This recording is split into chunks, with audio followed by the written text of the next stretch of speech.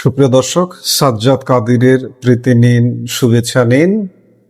এবার কি মিয়ানমার সীমান্ত চোখ রাঙাচ্ছে বাংলাদেশকে? দর্শক, আজকে বাংলাদেশের একটি ইংরেজি দৈনিক নিউ এজ একটা শিরোনাম করেছে, তারা একটা স্টোরি করেছে, Myanmar border mines threaten Bangladesh security, 5 die in explosion in 16 days। বুঝতে পারছেন কি হচ্ছে?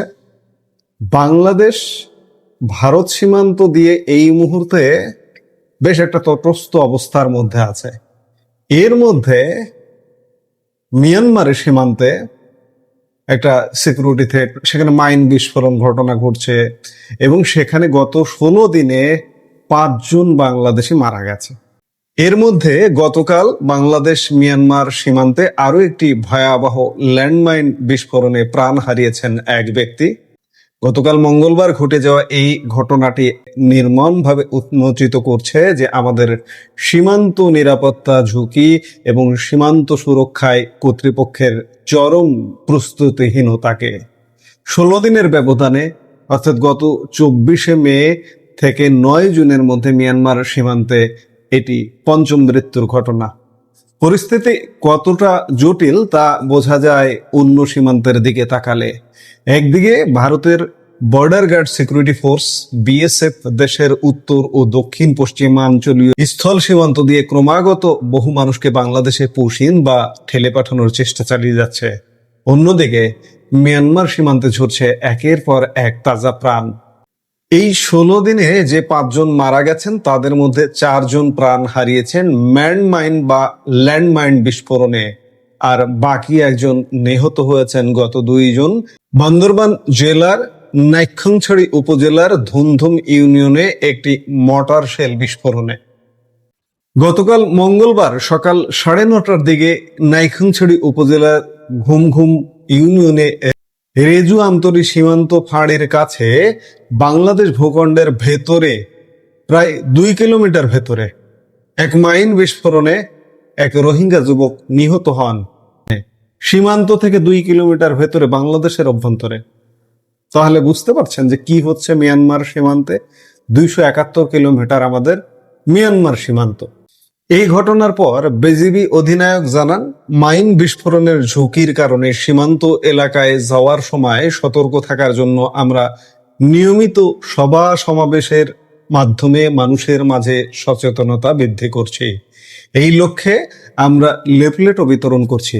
কিন্তু প্রশ্ন থেকেই যায়, এই মারাত্মক বিস্ফোরণটি ঘটেছে বাংলাদেশ সীমান্তের 2 কিলোমিটার ভেতরে। আমি খানিক আগে যেটি বলছিলাম, যা স্বাভাবিকভাবেই গভীর সন্দেহের জন্ম দিয়েছে।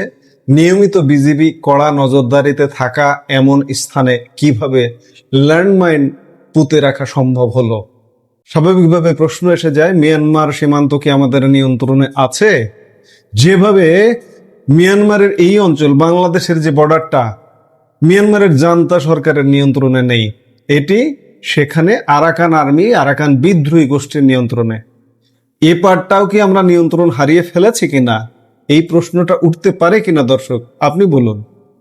2024 সালের ডিসেম্বরের শেষ দিকে মিয়ানমারের সশস্ত্র বিদ্রোহী গোষ্ঠী আরাকান আর্মি দক্ষিণ রাখাইন রাজ্যের প্রধান প্রধান শহরগুলো সফলভাবে দখল করে পুরো অঞ্চলে পূর্ণ নিয়ন্ত্রণ নেওয়ার পর থেকে বাংলাদেশের কূটনৈতিক চ্যানেলগুলো এখন চরম উভয় সংকটে বা শাখারি কাচের তলায় পড়েছে।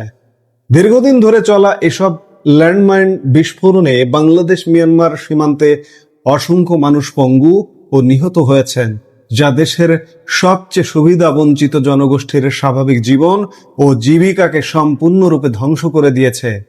বান্দরবান জেলার নাইক্ষ্যংছড়ি উপজেলার ঘুমধুম ইউনিয়নের বাসিন্দারা ল্যান্ডমাইন ও মর্টার শেল বিস্ফোরণের কারণে চরমভাবে ক্ষতিগ্রস্ত।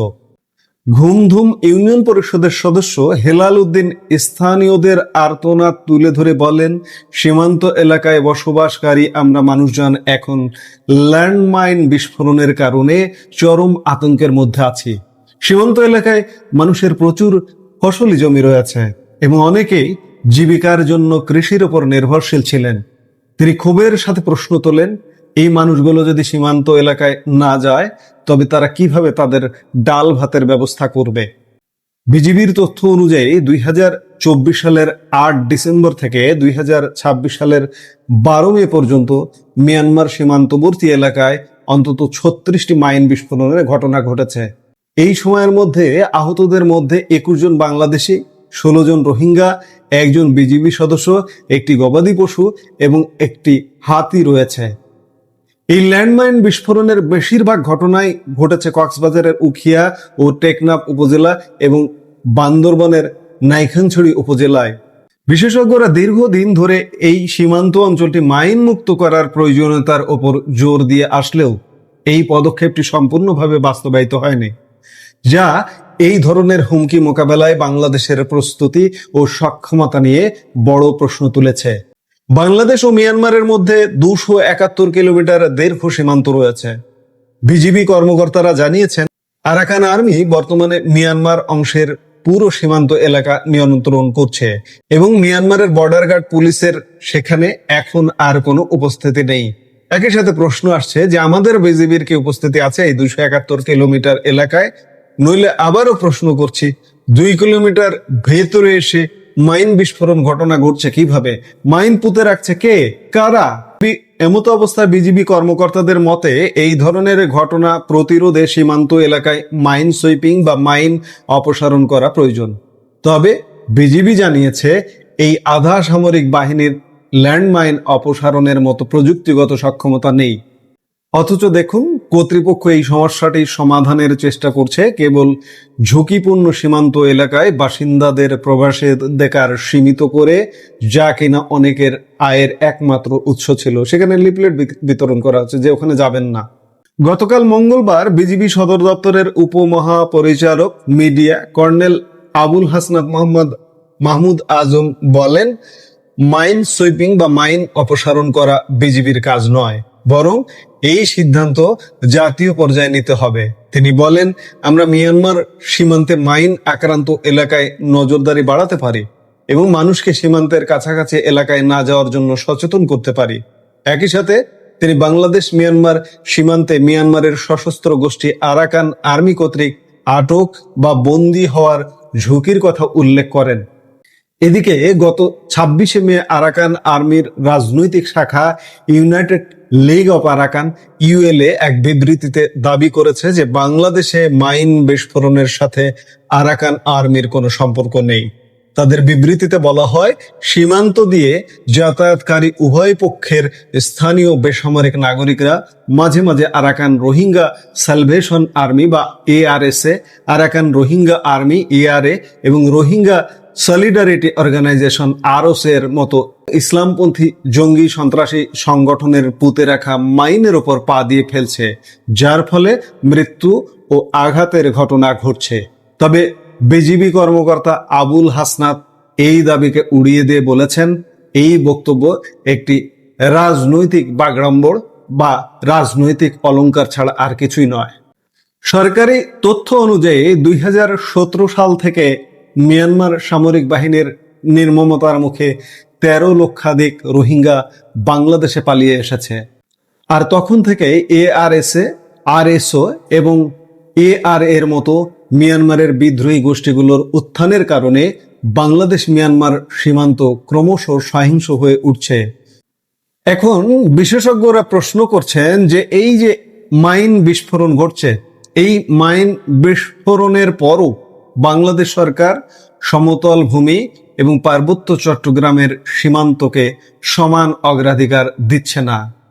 কর্তৃপক্ষ সঠিক ব্যবস্থাপনা এবং দক্ষতার মাধ্যমে ড্রোন ব্যবহার করে মাইনগুলো শনাক্ত করতে পারে। তারপর আমরা পরবর্তী পদক্ষেপের বিষয়ে কাজ করতে পারি। মিয়ানমার সীমান্তের এই মাইন আতঙ্ক এবং সীমান্ত সুরক্ষার এই অনিশ্চয়তা কোথায় গিয়ে থামবে তা এখন সময়ের সবচেয়ে বড় প্রশ্ন। এই যে পুরো প্রেক্ষাপটটা আমরা যখন দেখলাম, তখন আমি খানিক আগেও প্রশ্ন করলাম যে মিয়ানমার সীমান্ত, আমাদের যে মিয়ানমার সীমান্তটা, এটি কি আমাদের কন্ট্রোলে আছে? যেভাবে বলতে হচ্ছে যে সামরিক জান্তা সরকারের নিয়ন্ত্রণে নেই, এটা ঠিক তেমনি এ পার্টটা বাংলাদেশ অংশটা কি বাংলাদেশের নিয়ন্ত্রণে আছে? এই প্রশ্নটা কিন্তু দেখা যাচ্ছে। একদিকে ভারত থেকে আমরা পশ্চিমের শিকার, আর একদিকে মিয়ানমার সীমান্তের নিয়ন্ত্রণও আমরা হারিয়ে ফেললাম কিনা, এটি কিন্তু বিলিয়ন ডলারের প্রশ্ন। এই প্রশ্নটা রেখেই এই মুহূর্তে ভিডিও থেকে বিদায় নিতে চাইছি।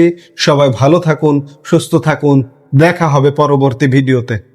আমাদের ভিডিওগুলো নিয়মিত পেতে সাবস্ক্রাইব করুন Sajjad Kadir and the legends YouTube channel এবং লাইক, কমেন্ট, শেয়ার করে সাথে থাকুন।